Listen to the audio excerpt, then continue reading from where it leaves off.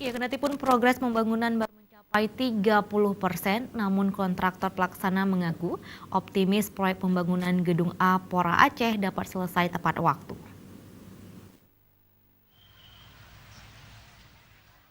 Inilah lokasi pembangunan Gedung A yang akan menjadi tempat pertandingan basket, tenis meja, angkat berat, dan beberapa cabang lainnya.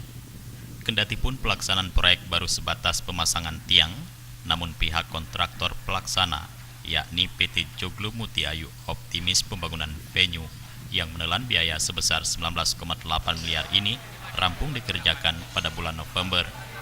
Guna memacu pembangunan, pihak kontraktor telah mengerahkan sebanyak 150 pekerja dengan memberlakukan 2 shift siang dan malam. Menurut CI PT Joglo Mutiayu, Aris Munandar, adapun pengerjaan proyek saat ini baru mencapai 30%.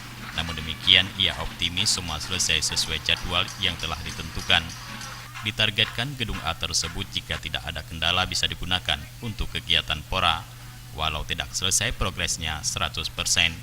Menurut Aris, pekerjaan yang sedikit berat adalah bahagian landscape.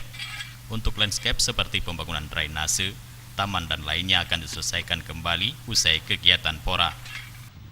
Kita selesaikan target di bulan 11. Bulan 11. Bulan 11. Jadi untuk lanjutannya nanti begitu siap Pora kita finishing. Pokoknya bulan 11 pas Pora sudah bisa diselesaikan.